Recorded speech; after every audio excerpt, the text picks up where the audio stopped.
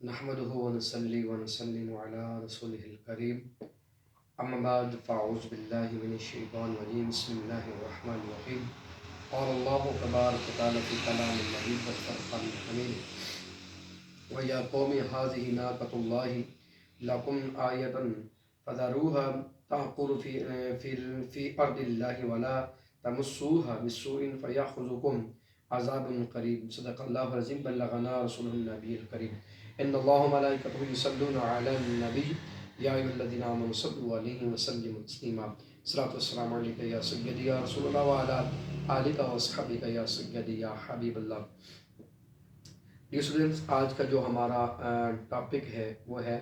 حضرت صالح علیہ السلام اور ان کی قوم۔ اللہ تبارک و تعالیٰ نے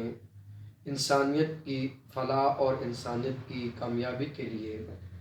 کم و بیش تقریباً 1,24,000 انبیاء کرام کو مبعوث فرمایا، اور ہر قوم کے لیے رب کائنات نے الگ الگ انبیاء اور رسولوں کو مبعوث فرمایا تاکہ وہ قومیں جب وہ شرک اور بت پرستی سے بچ کر اس کو چھوڑ کر اللہ تبارک و تعالیٰ کی بارگاہ میں آ جائے اور اپنے گناہوں کی بخشش طلب کریں، اللہ تعالیٰ کو معاف کر کے دنیا میں بستی عطا فرمائے اور کل قیامت رب کائنات ان کے گناہوں کو معاف کر کے جنت میں داخل فرما دے۔ لیکن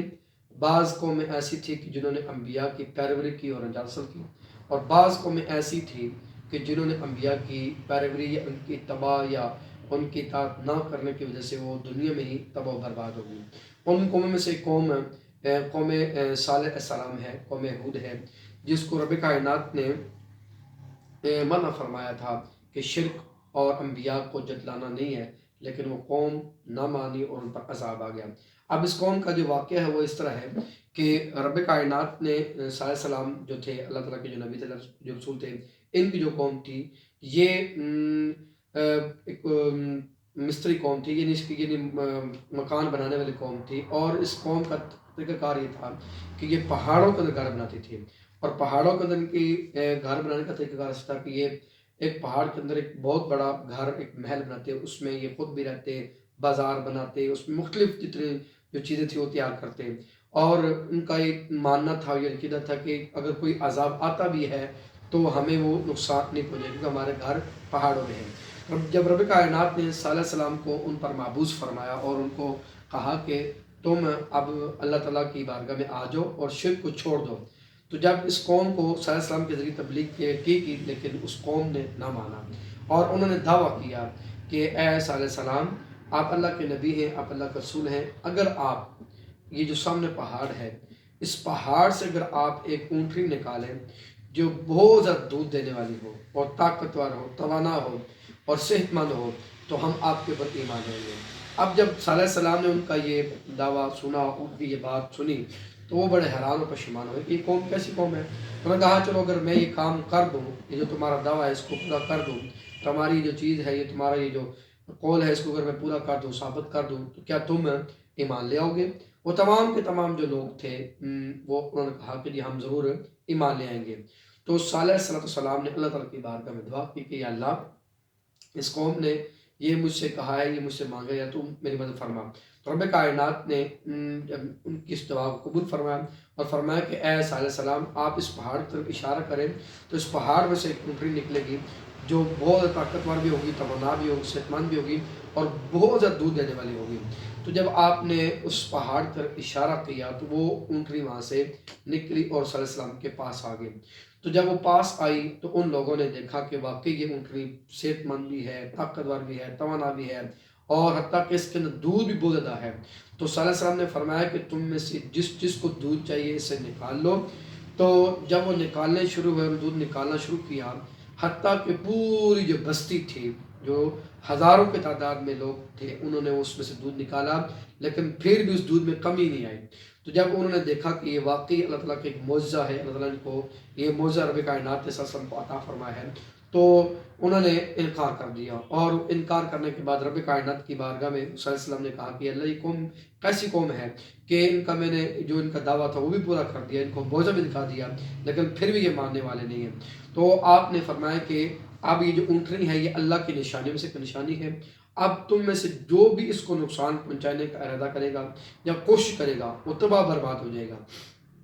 اب ہوا یہ کہ آپ نے فرمایا کہ یہ جو کنواں ہے، جو پانی پینے والا کنواں ہے، اس میں ایک دن جو باقی جو قبیلے کے لوگ ہیں یا ان کی جو مویشی ہے اس میں سے پانی نکال کر پئیں گے، اور ایک دن جائے گی جو اونٹنی ہے یہ پانی پیے گی۔ تو یہ بات جو تھی ان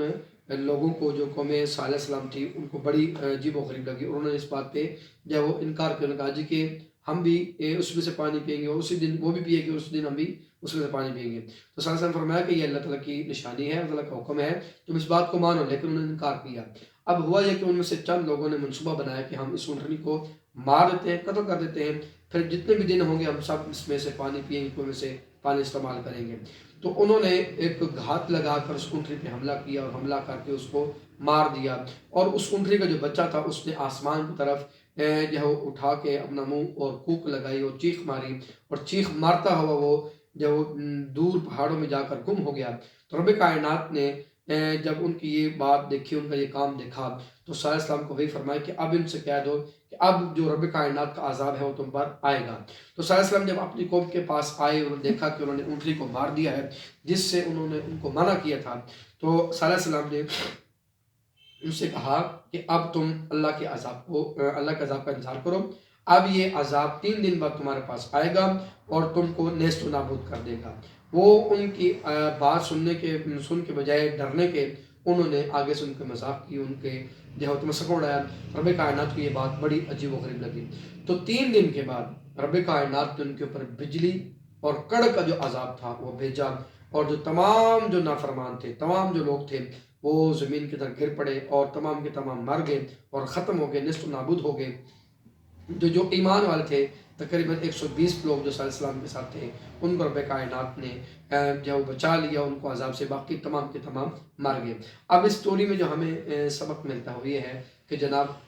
جو بھی انسان اللہ تبارک و تعالیٰ کی نافرمانی کرتا ہے، اللہ کے رسولوں کی نافرمانی کرتا ہے، اللہ کے شریعت کی نافرمانی کرتا ہے، وہ دنیا میں بھی اس کو رب کائنات جب وہ اپنے عذاب کا مزہ چکھاتا ہے، اور جب قبر میں جائے گا تو قبر کے عذاب بھی اس کو پکڑے گا، اور جب حشر میں جائے گا تو اس کا ٹھکانہ جہنم ہوگا، اور جہنم کی آگ میں وہ ہمیشہ جلے گا۔ تو اس لیے اگر ہم چاہتے ہیں کہ ہم اللہ تعالیٰ کی نافرمانی، اللہ تعالیٰ کے عذاب سے بچیں، تو ہمیں اللہ تعالیٰ کی نافرمانی سے بچنا چاہیے، اللہ تعالیٰ کے جو احکامات ہیں اس پر عمل کرنا چاہیے، جیسے کہ نماز، روزہ، زکوٰۃ، حج اور دیگر جو نیکی کام ہے ہمیں وہ کرنا چاہیے۔ اگر ہم کریں گے تو رب کائنات دنیا میں بھی ہمیں جب اپنی رحمت اور اپنی برکتیں عطا فرمائے گا، جب قبر میں جائیں گے قبر کے عذاب سے محفوظ فرمائے گا، جب حشر کے دن جائیں گے تو حشر کے دن رب کائنات ہمیں جہنم کی آگ سے بچا کر جنت میں داخل فرما دے گا۔ اللہ تعالیٰ ہم سب کو عمل کی توفیق عطا فرمائے۔